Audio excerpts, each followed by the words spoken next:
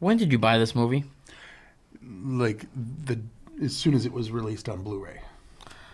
When did we finally watch it? This week. Why did we wait so long?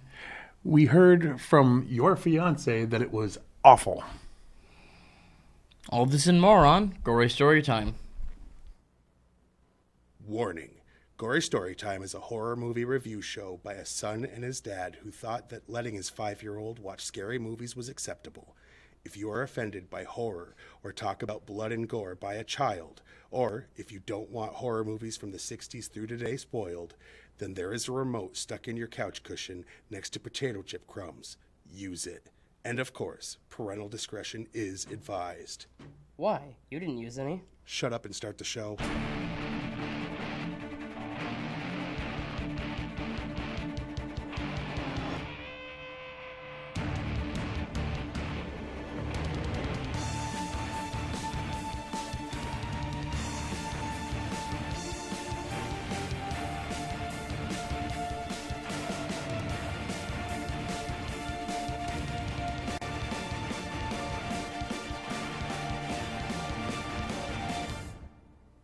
Welcome to Gory Story Time. I'm your host, Jason. I'm his co-host and his father, Craig, and this week we're doing our third of 4 movie sequels that we took a long time to watch. That we have had in the house for a long while and not watched. Not even a year ago, like a few months back, we did movies we took forever to get watched, basically.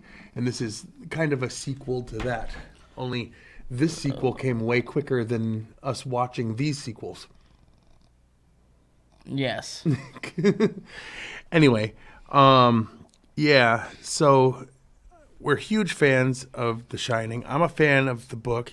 He's not a fan of reading, so that's a given. He wouldn't know, but he's a fan of the Kubrick film. I am. So, and I have to be honest, I never read Dr. Sleep, so anything that didn't match up, I don't know. Yeah. I know a couple things from the facts that I'm indifferent to the differences because I didn't know them. We didn't go in knowing these things. But anyway, it's a sequel to The Shining. Young Danny Torrance grows up and still has the shine, becomes an alcoholic. We see him quit drinking. We see him going to AA. Oh, that's supposed to be anonymous. I shouldn't have said that. No. And he is helping another little girl who has the shine because there's now a group of creatures Shine vampires? that, they basically suck out your soul, and only if you're A shiner? not a shiner. If I'm going to continue to call people shiners the shine. That's okay. Anyway, the point is, this is the sequel to The Shining. They do go back to the Overlook in this, because how do you do a sequel to The Shining and not have the Overlook be part of it? Basically. But it's really just about him trying to stop these things from killing a bunch of kids with the shine, because they seem to go after kids mostly. So, just something that I realized, we brought it up the last time that this happened, but we did watch the director's cut instead of the regular cut. So it had an extra half hour worth of footage. So it was a 3-hour movie. It was a 3-hour movie. We watched 3 hours of a Shining sequel that took 40 years to come out. Basically. Instead of 2.5 like the people that saw it in the theaters. So yeah, if you don't recognize some of the stuff we talk about, that's because we're on possibly talking about 28 minutes you never got to see. Yeah, exactly. So is there anything else you want to say about this? Go watch this. The premise. Yeah, watch it, and then we don't have to feel like we're spoiling things. Because I will. I try not to. Oh, I'm gonna.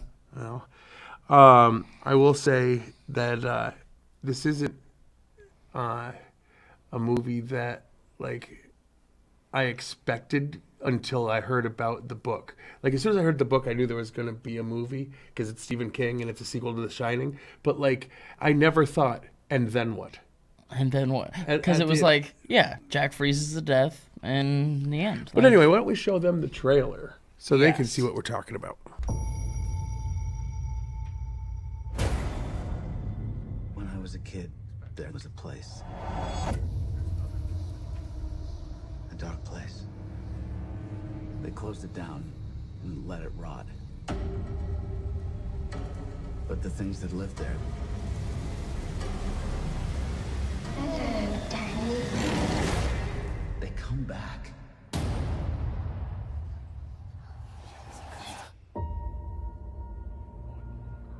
Not many ride the bus this far north. You're running away from something?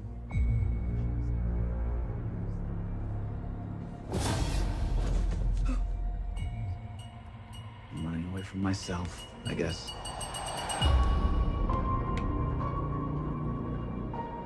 Hi. You can hear me. You're magic. Like me. I don't know about magic. I always called it the Shining.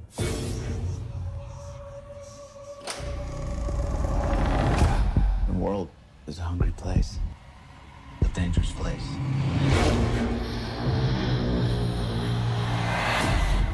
These people, they hurt people like us. These empty devils, they'll eat what shines. And they've noticed that little girl. Well, hi there.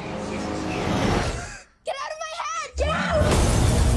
I haven't felt power like that in so long. They're coming. Where are we going? There's a place.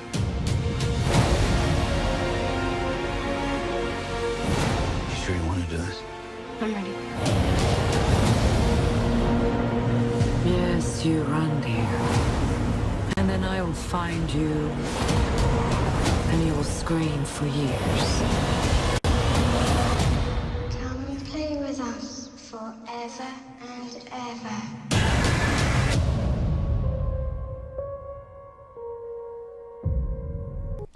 All right. Feels like it gives away so much. But yet, there's so much in the movie, and Like left untold in that trailer. yeah, so it's not so bad. Now, before we get into the behind-the-scenes information, what we need to do is say the same repetitive thing we say every week. We're not really here to review horror movies. No. Our thing is we like to sell products because then we get a cut. And this week we had, what was it? I think they took a bunch of gold doubloons and, threw them at our house. And for that, we have to say good things about these items. Gory Storytime is brought to you by What If, the Stephen King edition. We had young horror writers create alternative versions of King's bestsellers. What if Jack Torrance was a recovering alcoholic in AA before going to the Overlook? What if a teenage girl bought Christine? What if the Losers Club never went back to dairy as adults? What if Stephen King edition, coming soon to a bookstore near you.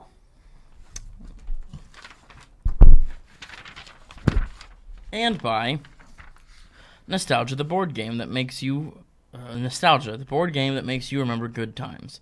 We don't try to create anything new. Why would we, when we can just make you remember awesome times from the past? Nostalgia comes in various editions, all made to make you think you are enjoying the game when in reality, you just remember enjoying other things. Music, TV, movies, comic books, and more remind you of the best times in your life. Nostalgia, because it's easier than being creative. All right. Now, anything else you want to say before we get into the behind the scenes, or as he likes to call it, the meat and beef? Or as I like to call it, the meat and beef of the show. Yeah, go watch the movie, I've said. Yeah, pretty much. You say that every week. I do. Even when it's a bad movie. Yeah, I do. You want to go first, or you want me to? I will go first. Mike Flanagan painstakingly recreated the sets of the Overlook Hotel from blueprints acquired from Stanley Kubrick's estate. In the scene where hospital cat Azzy jumps on the desk in front of Dan, before he follows her to what should be an empty room, he puts down the magazine he was reading. It's the same 1978 issue of Playgirl magazine that his father, Jack Torrance, read in the lobby of the Overlook while waiting for Stuart Ullman and Bill Watson on closing day in The Shining. Dr. John Dalton's room, in which Danny is interviewed for the orderly position, is identical to Stuart Ullman's office, where Jack Torrance was interviewed for the caretaker job in The Shining, right down to the paint color and the little American flag on the right side of the desk. Stephen King first got the idea for Dr. Sleep in 1998 at a book signing when someone asked him what happened to Danny Torrance from The Shining. This was a question King had often asked himself. When people asked the question, King would jokingly reply, "Danny married Charlie from the Firestarter." Oh. King eventually started thinking seriously how old Danny was and what happened to Wendy, and decided to find the answers in a sequel. Nice. It took a lot of negotiating to get this film made. Mike Flanagan had to convince Stephen King that despite his own distaste for Kubrick's Shining movie, audiences were more familiar with that version rather than The Shining in 97, and largely preferred the film to the miniseries. Therefore, this film had to be a sequel to Stanley Kubrick's classic film.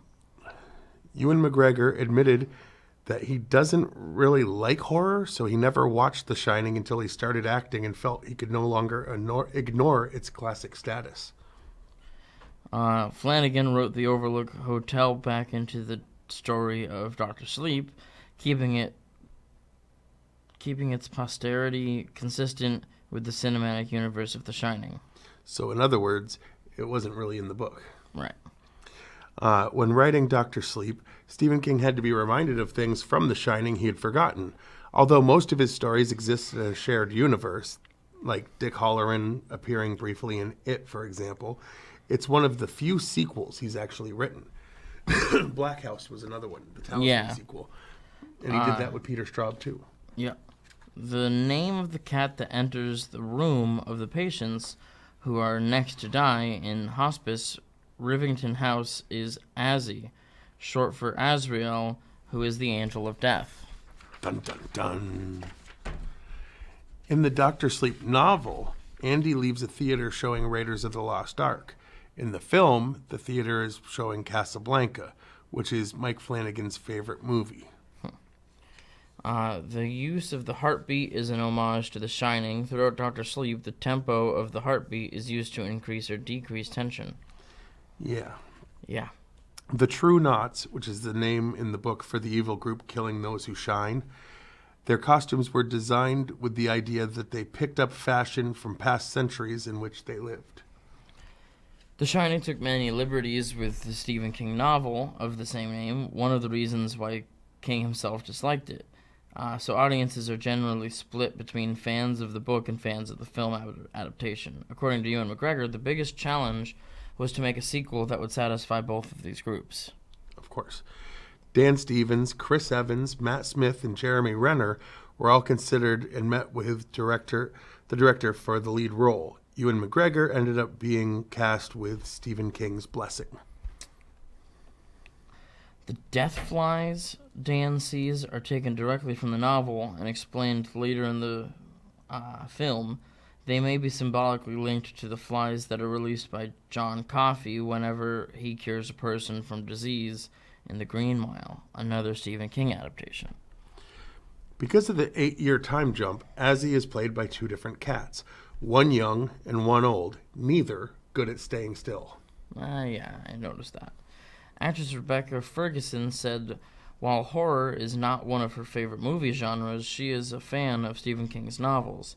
I don't see why we wouldn't want to make films out of everything that he writes. It's so adaptable. It's so understandable. It's so relatable. And the imagery, it's like you don't really have to make scenes images anymore. You just have to have the book. She also added that although she doesn't like violence directed at children, she happily made an exception for this film. Happily. Halloran says, Ka is a wheel duck. This is a direct mantra from the Dark Tower book series. It means destiny is a wheel, and that brings us back to the same place to face our mistakes and defeats until we learn from them. The landlady calls Dan a pup which is what Jack called Danny while chasing him through the hotel in the novel of The Shining. And in the novel, an infant Abra predicts September 11th's terrorist attacks. So, those are the facts as we know them. Yes. All facts are not verified. They're just the ones that we find online, so who knows with some of it. But I usually try to pick the ones that seem to be legit. Yes. Anyway, then there's the Rotten Tomatoes portion of the show where we tell you the Rotten Tomatoes score. I'm not going to get into how they do that. We say it every week. The 3 people that watch, they know because they've heard us say it week after week after week. So, And everyone else in the world knows because... No, a lot of people really don't. They get mad. But anyway, the critics average says that this movie is 78% approval rating, at least, yeah. Yeah, and it was, the people have it at 89%. Yes. Which, all right. Yeah. So, what was your least favorite thing? All right. Which gives away that we liked it. Because I always go for the one that's hard, like the harder one to do. Okay. You don't notice that? No, I don't notice I always that. try to go with the one, if we liked it, least favorite first, and if you hated it, well, favorite. It's really easy, actually. Spoiler alert, but his friend/landlord guy, Billy, is super cool, and he dies, and I hated that because there was no reason for it. It didn't further the story. Okay, I don't think he was his landlord, dude. Or a friend, whatever. The guy he paid every month to make sure he stayed at a place. No, he was the guy that sponsored him when he went to AA. He met him in AA. Well, one way or another, this guy was... But he was a good guy. Good guy. Really liked this Billy character. And one of the vampires did some dirty things. Vampires. Whatever. They suck the... True knots. Yeah. The shine vampires. No, they just suck the soul out of you, but they don't bite you. They don't... Anyway, whatever. My least favorite part. I guess my least favorite part is that... It's kind of tough. Honestly, it's the fact that they kept referring in a bunch of this information about it.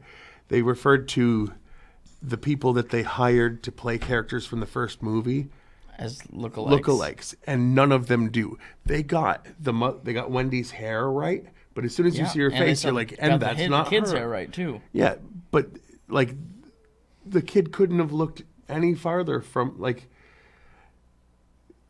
the only way they could have made it less look like him is if they changed, like, either genders, made him a girl or made him Spanish or black or something. Exactly. Like, it didn't look like Danny at all. No, and she looked nothing like olive oil. So right, exactly. And then they had that one character, Floyd, that they, spoiler alert, Floyd from the first one comes back, but he's played by not Jack Nicholson. Right. Not doing, like, it was supposed to be Jack Torrance, but, like, as Floyd, and it definitely was nice. Like, it was bad. Like, yes. I didn't like that. Because they tried so hard to make everything match, the things that didn't stuck out big. Yeah. Bonus fact, they did use 3 shots from the original movie in this. And one of them was the elevator doors. Yeah, I know. I said that at the time, and you said, no, you're dumb. Well, because I didn't... it was before it happened, and I was like, I doubt it. Well, and then it happened, and you still called me dumb for it. So. Well, I call you dumb because you're dumb. Well, I was right, so... But it doesn't make him smart. I didn't say it made me smart. It made me right. What was your favorite scene? Well, it was shown a little bit in the trailer, and spoiler again, because I don't care. Watch the movie if you don't want me to spoil it. But there's a scene in which Danny possesses the little girl in the back seat of one of the True Knots because they finally got the girl and they're going to kill her or whatever and get her shine thing. And he takes over her body and with the magic powers that are the shine, he crashes them into a tree and kills the dude. Well, leaves him in a lot of pain first, and then kills him. And it's like, if that's not one of the most badass things. Well, my favorite scene comes just before that, when him and his buddy, the buddy that you were upset died, took out all but two. Right. The one driving the girl and the one they were driving to were the only ones left. Just, the battle was great.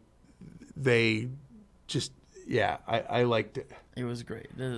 Just so great. I definitely enjoyed that fight. Because they didn't make Except it for the ending. Super easy, barely an inconvenience or anything. They just... I mean, these guys were very not invincible against bullets. True. To say the least. But to be fair, they never said they were. They're not vampires. They're not werewolves. Okay, but vampires aren't impervious to bullets. Yes, they are. A bullet will still go through a vampire. Right, go through, not hurt. That'll hurt. No, like they can turn into smoke and just let it go through. Like, no. The silver bullet thing, that's the werewolf. I know. Anyway, so on a scale of 1 to 10, how would you rate this movie? I'm gonna go just barely above what the people have it at and say a 9. See, I'm gonna go 8.5 because I can't give it. I think I gave The Shining a 9. I know what I gave The Shining. Maybe I gave it it a 10. Like, it's definitely not as good as its predecessor. But it is amazing. But it is. It's worth the 3 hours. Like, you're gonna enjoy it. Like I'm glad that we watched the 3-hour version because I'm already left wanting more of it. Yeah, like if we watched the shorter one, he would have been like, now we have to watch it again, director's cut. Right. And it's better to just do the director's cut first then. Yes, and it was just amazing. Absolutely amazing. We loved it. But anyway, my so fiance standard corrected. Yeah, she corrected herself. She's like, I don't know what I was on about. This is great. I just must have been in a bad place because this is one of the best movies. And it's like, it's really good. Right. Overwhelmingly at points.